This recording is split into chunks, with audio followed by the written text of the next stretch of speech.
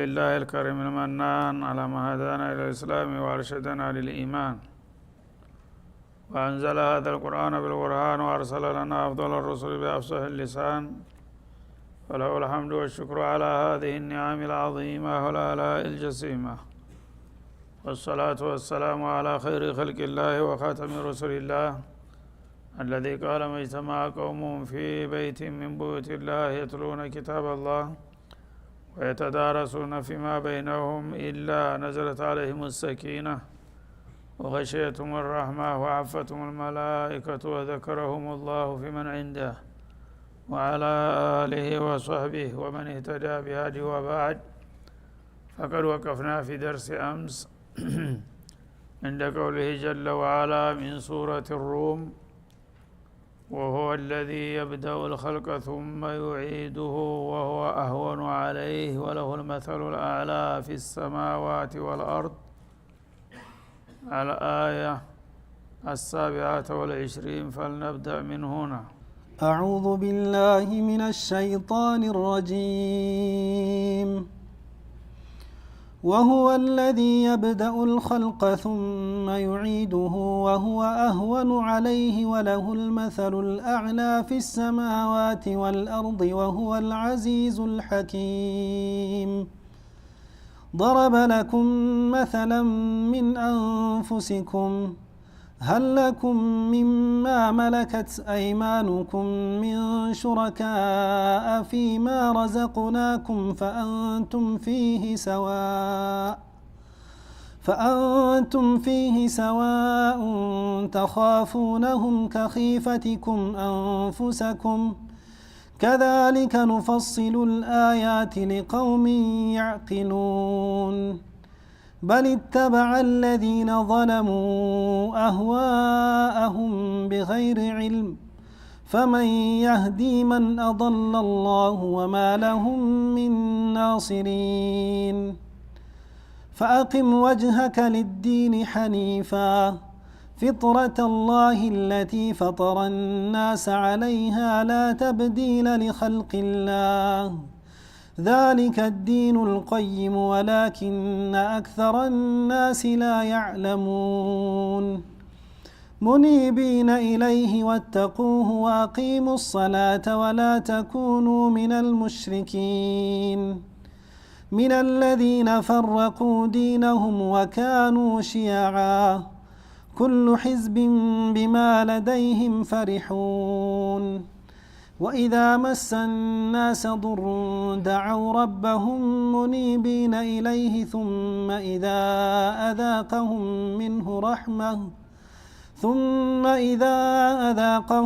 منه رحمة إذا فريق منهم بربهم يشركون. ليكفروا بما آتيناهم فتمتعوا فسوف تعلمون.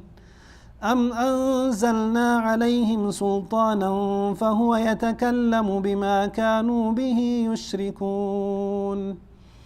وإذا أذقنا الناس رحمة فرحوا بها وإن تصبهم سيئة بما قدمت أيديهم إذا هم يقنطون.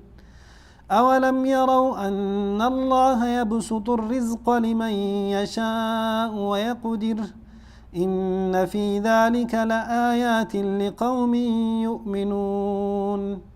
فآت ذا القربى حقه والمسكين وابن السبيل ذلك خير للذين يريدون وجه الله وأولئك هم المفلحون.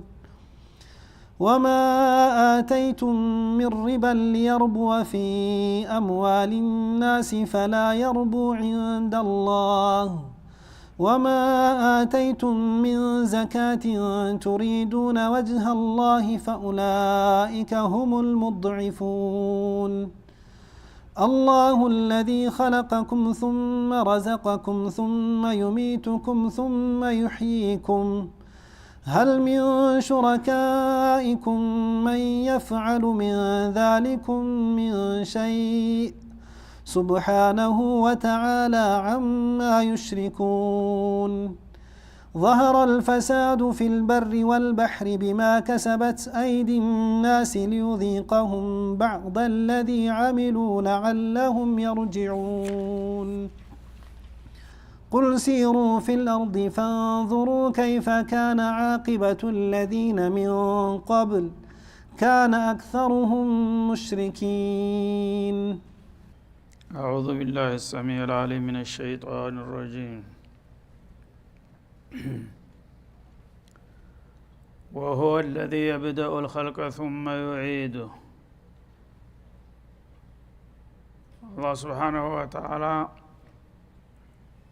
ባለፉት አያቶች ወሚን አያቲሂ የሚለውን ቃል በተደጋጋሚ በዚህ በዓለማችን ዙሪያ ሁላችንም የምናያቸውና የምናውቃቸው ተሊቅ እስከ ደቂቅ ያሉ የፍጥረታት አይነቶችን እየጠቀሰ እነዚህ ነገሮች እኔ ለመኖሬና ብቸኛ አምላክ ለመሆኔ ተጨባጭ መረጃዎች ናቸው እያለን ቆይቶ ነበር።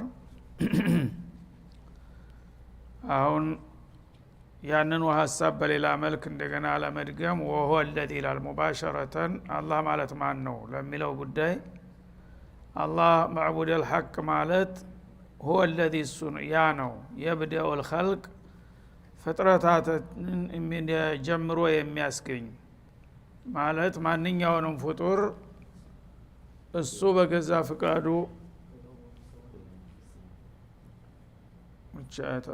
አላለቀችም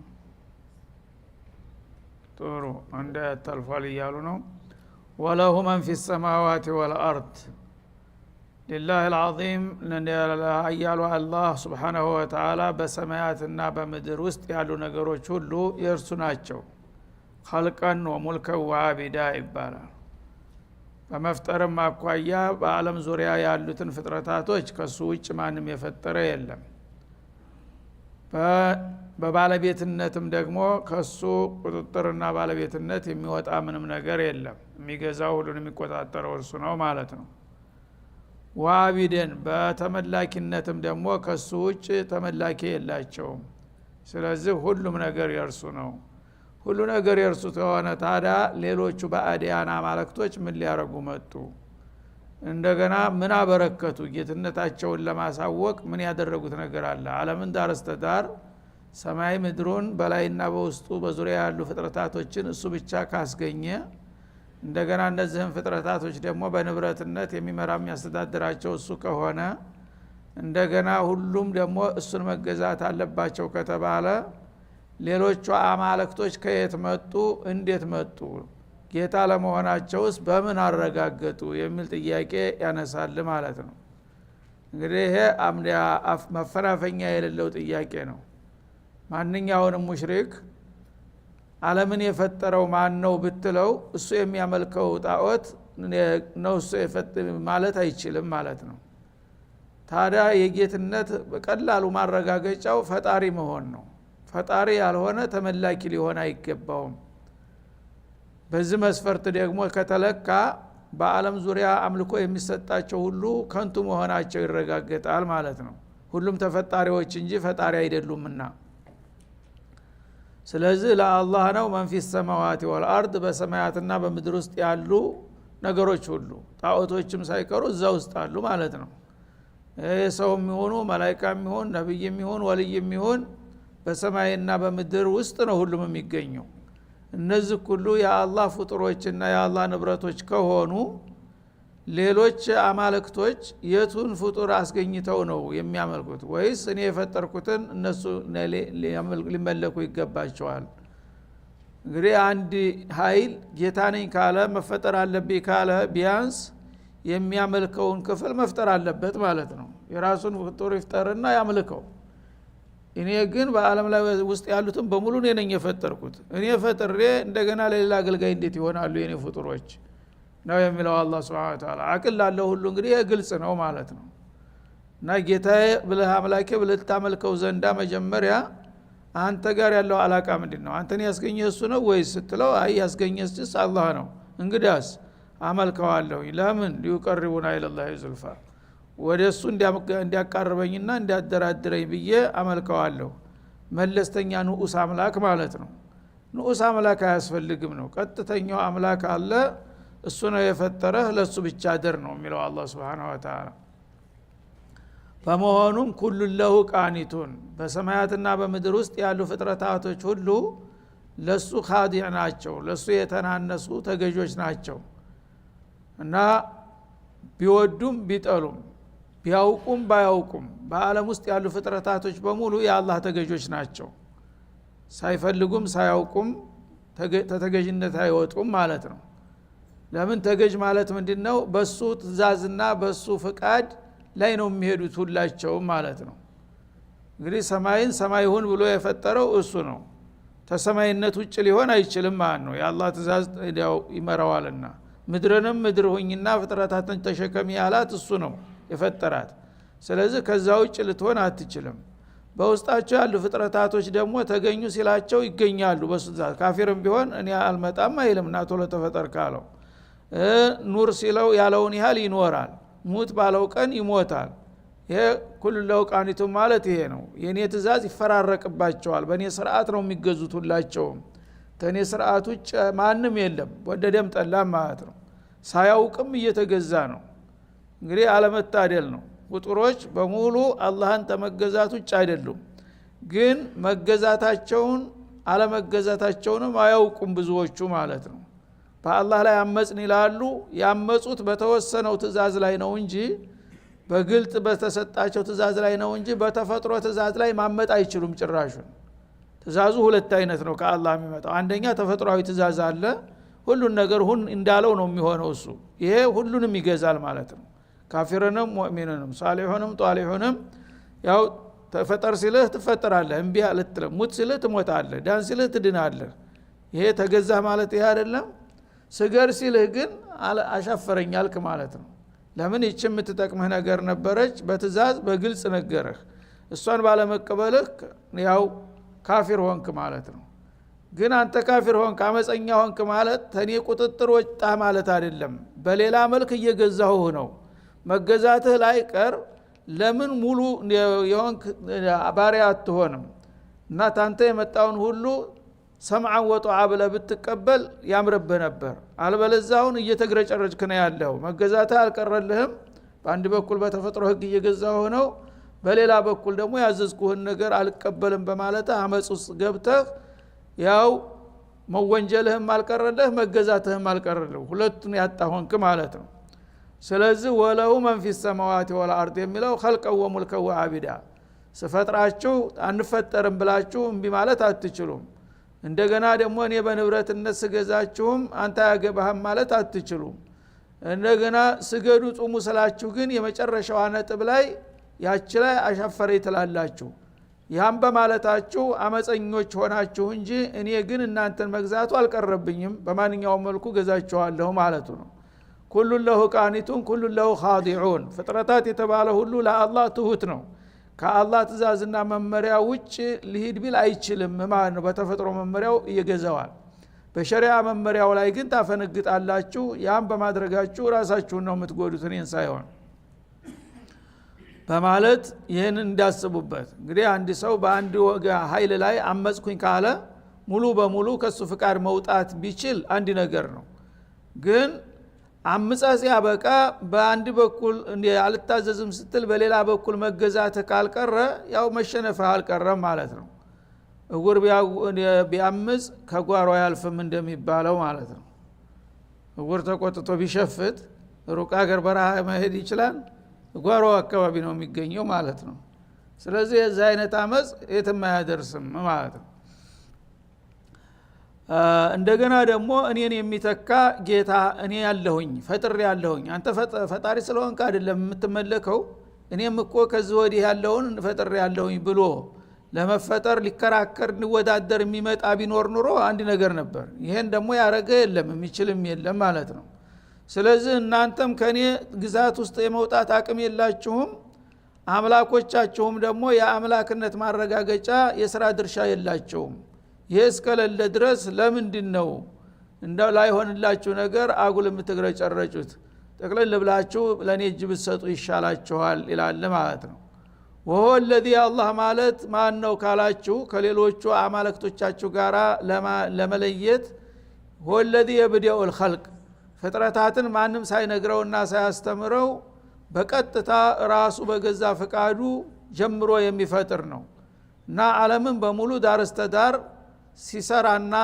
ሲፈጥር የረዳው የለም የረዳው ቀርቶ ያማከረው የለም ይችን እንደዚህ ብታረግ እንደዚህ ጥሩ ነው ብሎ እንኳን አስተያየት የሚያበረክትለት የለም በቀጥታ ራሱ ጀምሮ የሚሰራው ማለት ነው ከማንም ሐሳብ አይነሳም ثم يعيده ይሄን የፈጠረውን ፍጡር ደግሞ ከተወሰነ ቆይታ በኋላ አጀል አድርጎለታልና በአጀሉ ያልቃል ከአጀሉ በአጀል ከሞተና ተጠፋ በኋላ መልሶ ደግሞ ቂያማ ሲደርስ ይመልሰዋል ይከልሰዋል ማለት ነው መጀመሪያ ካልነበረ አስገኘው እንደገና ደግሞ በሞት ተጠፋ በኋላ መልሶ ደግሞ በባዕስ አዲስ የሚያመጣ የሆነ ጌታ ነው እና ሃል ሚን ሹረካኢኩም من يفعل من ذلكم الى ሌላው ቦታ ከናንተ ከምታጋሯቸው አምላኮች ታዲያ መጀመሪያ ፍጥረታትን የሌሉትን አስገኝቶ እንደገና አሙቶና ተዛ አስነስቶ የሚጠይቅ ጌታ አለ ትላላችሁ ይላል ያ ካለ ያው ተወዳዳሪ ሊሆን ነው ማለት ነው እኔም ሰራውን እየሰራ ስለሆነ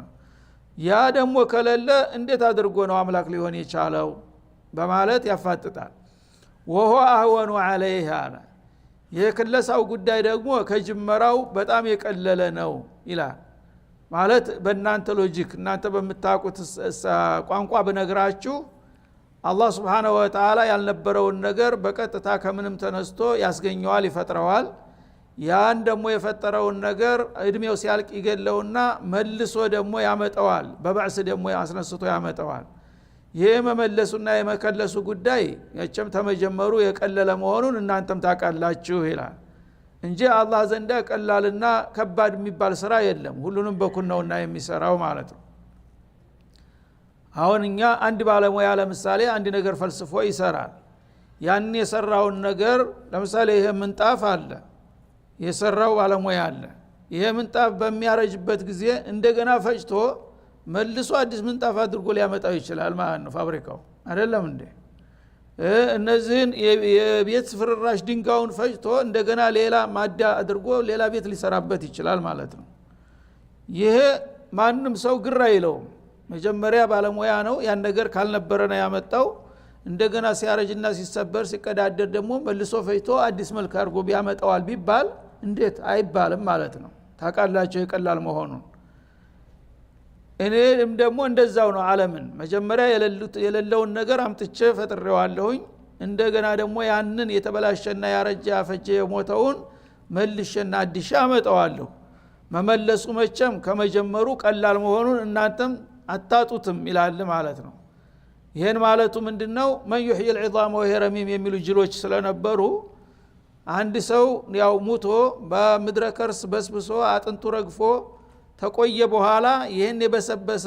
አጥንት ማን ነው እንደገና አዲስ አርጉ የሚያመጣው ይሉ ነበር እነ ነድር ኢብኑ አልሐሪስ የሚባሉ ጅሎች ማለት ነው ያንን ሲል ይሄማ እኮ ሎጂኩ አልገባችሁም እንጂ በእናንተም ዘንዳ ሙሰለም ነው ይሄ ማንም አቂል በዚህ አይከራከርም አንድ ነገር መጀመሪያ ያልነበረውን ማምጣት የቻለ ኃይል የዛን ነገር ፍራሽ እንደገና ማደስ መመለስ ቀላል መሆኑ ሁላችሁም የምታውቁት ነው ምን ነካችሁ አለ አላህ Subhanahu Wa Ta'ala እንጂ አላህ ዘንዳ መጀመሩም የመመለሱም ምንም ልዩነት የለውም ለምን انما امره اذا اراد شيئا ان يقول له كن فيكون አንድ ነገር ሊያረጋው ፈለገ ለመጀመርም ሆነ ለመመለስ ሁን ይለዋል መሆን ብቻ ነው ማለት ነው ስለዚህ ይሄን የሚያደርግ ነው እንግዲህ ትክክለኛ የዓለም ባለቤትና አምላክ ሊባል የሚችለው እውን በዚህ ጸባይ በዚህ ባህሪ እኔ ሊወዳደር የሚችል አለ ይላል ማለት ነው ወለው المثل الاعلى ወለው صفه العليا ማለት ነው አላህ Subhanahu Wa Ta'ala ከናንተ ከፍጥረታት ለየትና ከፍ ያለ ባህሪ አለው በሁሉም ባህሪያት እኔ በፍጥሮች አልመሰልምና አልወዳደርም ከሁሉም ነገር የላቀ ኃይል አለኝ ማለት ነው في السماوات والارض በሰማያትና በምድር እኔን ሊወዳደሩና ሊፎካከሩ የሚሞክሩ አይኖሩም ከሁሉም በላይ የላኩ ነኝና አንድ ሰው የሚወዳደረው በአቻውና በቢጤው ነው አላህን ፎካከራለሁና ወዳደራለሁ ብሎ በሰማይም ሆነ በምድር አንድ ነገር ቢንቀሳቀስ ከንቱ ሙከራ ነው የሚሆነው ከኔ ጋር ሊቀራረብ አይችልም ይላል ወል አዚዙል ሐኪም እሱ ሁሉን ነገር አሸናፊ ነው ሁሉንም የሚሰራውን ነገር ደግሞ በጥበብ በተሞላ መልኩ ነው የሚከውነው እንጂ የተዝረከረከ የተበላሸም ስራ አይሰራም ማለት ነው። እና እንግዲህ አዚዙ ፊ ሙልኪ በስልጣኑ ማንም ሊወዳደረው ሊፎካከረው የማይችል ከሀያላን ሁሉ የላቀ ሀያል ነው ማለት ነው። በሙያውና በእውቀቱ ደግሞ ማንም አዋቂ የማይፎካከረው ፍጹም ጥበበኛ ነው። እሱ የሰራውን አይነት ስራ ሌላ ሊሰራ አይችልም ማለት ነው። እንዲህ ነው እንግዲህ አላሁ አልዓዚም የሚባለውና በዚህ ደረጃ አምላክነት ይገባዋል የምትሉ ካላችሁ ይህን መስፈርት ስጡትና የሚያልፍ ከሆነ እንይ ማለቱ ነው።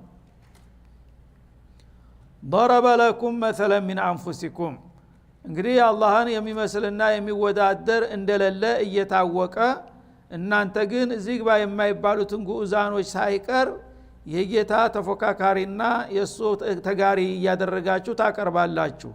ለዚህ አድራጎታችሁ እናንተ የምታውቁትን ምሳሌ ልስጣችሁ ይላል።